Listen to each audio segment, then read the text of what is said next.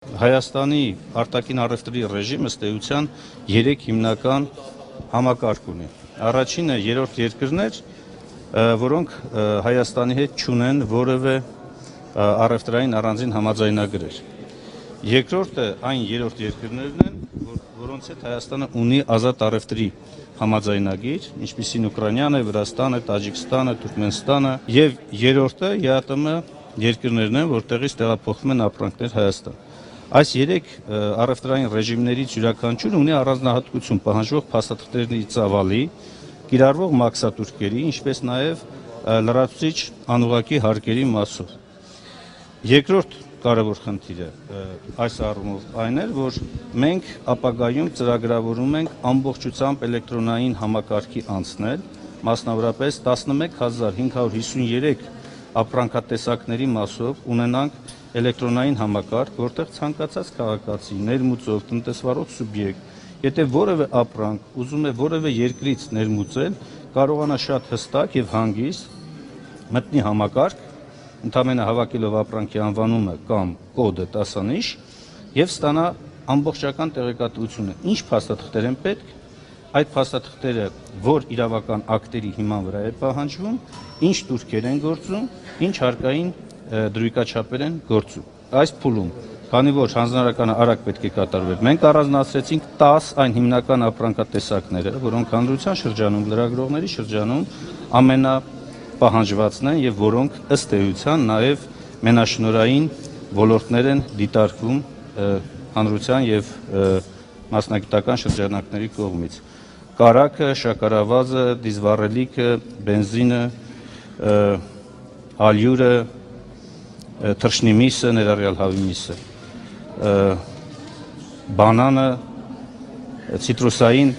բույսերը, նարինջ եւ այլն։ Եվ այսպես շարունակ 10 ապրանքատեսակներ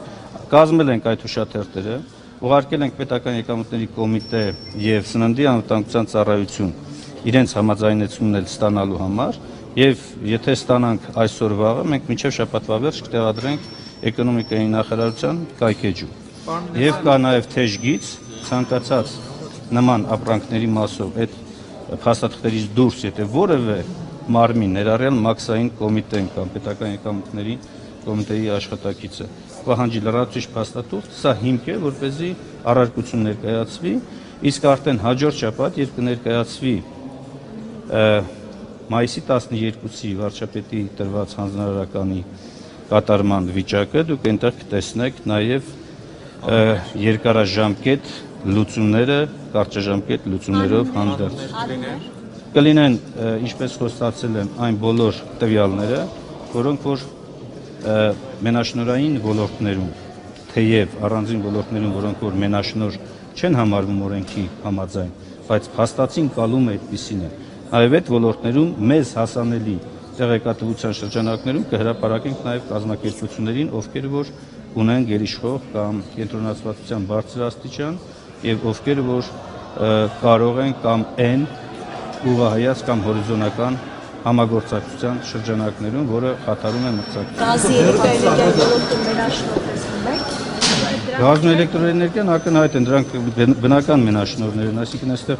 տեսնելու բան չկա, դա ճանաչված է։ Դուք տեսել մնալի են։ Չէ, հիմա դուք լուծումների մասն եք ուզում։ Լուծումների մասին ես առաջարկում եմ հաջորդ շաբաթ, երբ որ զեկույցը կլինի, մանրամասը խոսենք, որովհետև կան թե կարճաժամկետ լուծումներ, թե երկարաժամկետ։ Կարող եմ հիմա կարճաժամկետ 1-2 բան ասել, բայց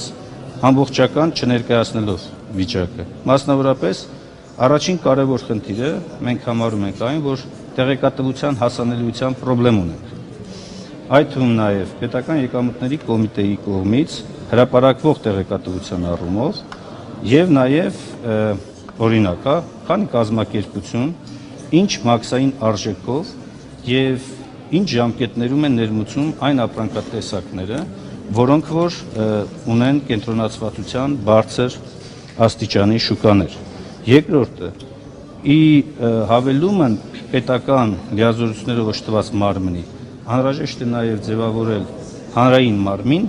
որպես այդ տեղեկատվությունների վերլուծության եւ դրանց համապատասխան հանրային ընկալումներին համահունչ նաև առաջարկներ ներկայացնի այս կամ այն ոլորտում, կոնկրետ հակամենաշնորհային գործիքակազմ օգտագործելու կամ կիրառելու ուղղությամբ։ Ես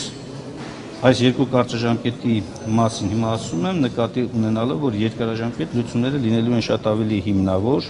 ամբողջական, սկսած կարգավորման քաղաքականության վերանայումից ավարտված կոնկրետ վարչահայերական մեխանիզմների իրացում։ Լրացուցիչ գերատեսչությունները ստեղծելու կարիք է տեսնում պարոն։ Ոչ, լրացուցիչ գերատեսչության ստեղծելու մասին չեմ խոսում ես։ Ես խոսում եմ պետական մարմինների ամեն մեկին ըստ իր լիազորություններին ճշգրիտ գործառույթներ վերապահելու եւ համանդրական կարգավորումներից բխող նոր կարգավորումներ իրականացնելու ուղղությամբ։ Հովիկ Աբրամյանն ասաց, թե Սերժ Սարգսյանի հետ քննարկել են կարելի է բենզին ներկրել։ Այսինքն միջև այդ արգելված էր ուրիշներին բենզին ներկրել կամ շաքարավազ, հիմա Սերժ Սարգսյանի հետ քննարկել են եւ կարելի է ներկրել։ Դժգոհություն կա, չէ՞։ Դժգոհություն միշտ էլ եղել է։ Դժգոհություն միշտ էլ եղել, շատ լավ։ Դժգոհություն միշտ էլ եղել է, հիմա հանձնարարական կա, որպեսզի իրականացվի կոնկրետ քայլեր։ Դուք դժգոհ եք դրանից։ Մենք դժգոհ ենք նրանից, որ Ինչի՞։ ինչի նախկինում չի եղել։ Այո, Հիմա Շատ լավ։ Այսինքն, եթե նախկինում լիներ, այդ հարցը այսօր չէր առաջանա, չէ՞։ եթե 20 տարի առաջ լիներ, բնականաբար Իհարկե, եթե հիմա 20 հավասար մրցակցային Եթե 20 տարի առաջ նորմալ էլ ընտրություն ելներ, այսօր դուք շատ բաներից էլ չէիք բողոքի, չէ՞։ Այո։ Հիմա ինչ անենք, եթե ուզում են լավ ընտրություն անենք, բողոքենք, թե ինչի 20 տարի առաջ չեք արել։ Այսինքն խնդիրը ինչու՞մն է, որ Խնդիրը հետևյալում է, համանդրական նոր կարգավորումներին համապատասխան պետք է իրականացվի ամբողջական վերանայում բոլոր ուղղություններով քաղաքականությունների։ Հիմա փոխանակ մենք բոլորս կարողանանք միավորվել եւ այդ քաղաքականությունը կյանք դարձնել, սկսում ենք հենց մի լավ բան է փորձարվում անել, սկսում ենք քննադատել նախկինում ինչի չէր արվում։ Չէ, ստացվում է համանadrություններ մեղավոր, որ մենակ Բազմաթիվ անգամ խոսել ենք համանդրական փոփոխությունների մասին։ Բազմաթիվ անգամ եւ հիմնավորել ենք թե ինչու է անհրաժեշտ համանդրական փոփոխություններ։ Հիմա դուք նորից հետ եք դառնում մինչեւ դեկտեմբերյան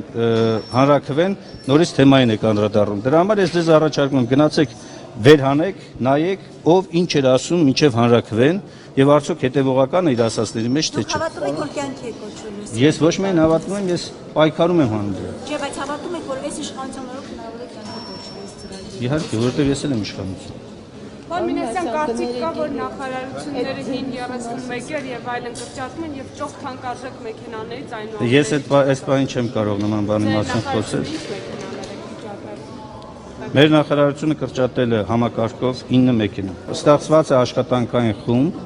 աշխատանքային խումբը ուսումնասիրում է առաջին հերթին նախարարության գործառույթները եւ կառուցվածքը։ Այն, որ էկոնոմիկայի նախարարությունը կարիք ունի ամբողջ կառուցվածքային լուրջ վերանայումների, ես որպես նախարար ներկայումս գտնում եմ, որ կա այդ կարիքը, որովհետև այն գործառույթները, որոնք համանդրական նոր կարգավորումներին համապատասխան կառավարությունը պետք է իրականացնի եւ հատկապես էկոնոմիկայի նախարարության դերակատարությունն է, այդ թվում նաեւ նույն հակամենաշնորհային քաղաքականության ոլորտում, արտաքին առևտրի քաղաքականությունում Եվրասիական ցական միության հատվածը ավելի ակտիվացնելու, ուժեղացնելու ուղղությամբ ակնհայտ է եւ կա նաեւ այլ ոլորտներ, որոնք նույնպես կարիք ունեն նոր մոտեցումների։ Այդ համատեքստում ակնհայտ է, որ էկոնոմիկայի նախարարությունը գնալու է կառուցվածքային վերանայումների, վերակառուցումների, որպեսզի առավել արդյունավետ օպտիմալ կառուցվածքով ունենանք ավելի լավ լուծումներ։ Նախատեսված է մինչև աշունը, որ պետք է ներկայացվեն այդ փոփոխությունների նախագծերը, այսինքն մինչև սեպտեմբեր, ես կարծում եմ, որ ամառվա ընթացքում մենք ունենանք արդեն նախնական կոնկրետ արդյունք։ Տեղեկատվությունը պետք է հասանելի լինի։ Այսօր շատ տեղեկատվություն պարզապես օրենքի նաև շրջանակներում փակ է, հասանելի չէ։ Այո,